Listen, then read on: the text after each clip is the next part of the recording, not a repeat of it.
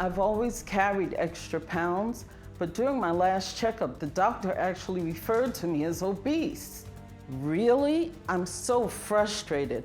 I need a surefire way to get this weight off me quick and drop this obesity label. What can I do? Well, it's Ask Dr. Phil today. Now, that was Janine, and I'm sure many of you have wondered what the answer is to her question. So I've brought in some serious reinforcements. Joining me now to talk about this is Dr. Frida Lewis Hall. She's the Chief Medical Officer of Pfizer. So please welcome her to the show. Doctor, there's a lot more to obesity than just what people think, right? Absolutely, there's a lot more to obesity. And of course, everybody wants a quick fix. But it's really important to recognize that not only is it a long and sometimes difficult road to get to a healthy weight and stay to a healthy weight, it's sometimes even difficult to realize or recognize that you're obese. I'll get personal for a second, which is, as a physician, the day I sat across from my physician, and she said, "Now, Frida, we really need a plan for managing your obesity." I said, "My what?" I was horrified, I was embarrassed, but it was a great wake-up moment for me to really get started on what is a long road. Janine is here, actually. Oh, there you are. Hi. You were horrified when they said you were obese, right? Why was that a surprise to you? Because I thought it would be more like Fat Lady at the Circus, you know, someone that takes up 2 or 3 seats.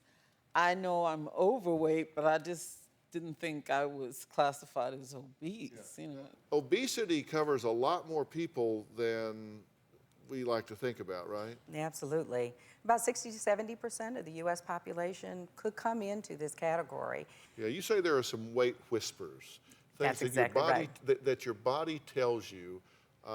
So let's talk about that a little bit. So most people recognize wake-up calls. We've all had people tell us, I had a heart attack or I had a stroke. That was a wake-up call, and I really got on managing my weight. But there are also some what I call wake-up whispers, and that is your body telling you that you may already be experiencing some of the consequences of carrying this extra weight of being obese. All right, joint pain is one of those, Joint pain right? is one of them.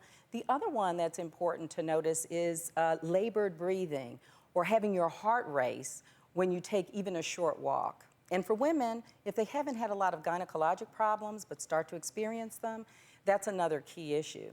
And then some of the whispers come from outside, like you have to pay attention to your family history. If there's high blood pressure or high cholesterol that runs in your family, that can be a little bit of a whisper as well. What are you showing us here today? There's a lot of talk about the consequences of obesity. Come here, Bones. Is to show. Yeah, come on. So over here is a normal heart. You want to pick that up so we can see what's going on? About fist size. The difference is obvious. This diseased heart is a lot bigger. If you were actually holding both of these, you would realize that this one is a lot heavier. And if we look inside at the wall, you can see how thick the wall is on this diseased heart. Look at that. And why is that? Because this heart has been really working overtime, which is what it has to do when you're obese. Obesity unchecked really causes a lot of important health consequences.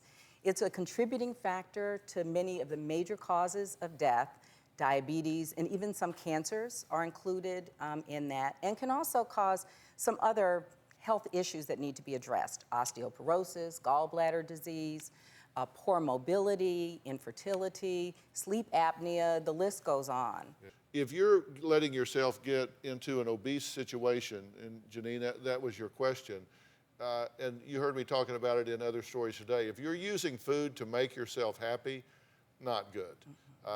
To ease boredom or stress. I mean, you got to use food for nutritional purposes, and there are environmental triggers as well. You got to control what? Food accessibility, that's critical. Social eating, I mean, and sedentary lifestyle. You do have to break a sweat, right? You do. Every now and then you have to break a sweat. We shouldn't forget some of the medical things that can lead to obesity. Science shows us that genetics does have an impact, and that's very important. Genetics may have an influence on how much fat you store, where you store it, and may also have an effect on how efficient your body is on changing food into energy. And then there are medical conditions, things like hypothyroidism or low thyroid, that may add the pounds to you or make them hard to get off. So we should make sure that as you put a plan together, that you consider the medical, the environmental, the lifestyle, the psychological, and all of those, so that you have a plan that really fits you. The most exciting thing for me about what we're learning about being overweight or obese is that it isn't an all or nothing game. 5 to 10% of your body weight, in some cases 15 pounds, has been demonstrated to bring your cholesterol down and your blood pressure down. Yeah. Find some small and realistic changes that can be made today that give you a head start on your lifelong quest to get to and stay at a healthy weight. Yeah. For more information on obesity, you can go to gethealthystayhealthy.com. Gethealthystayhealthy.com. Going to have a lot of information and tips on there. Things we talked about today, plus a whole lot more.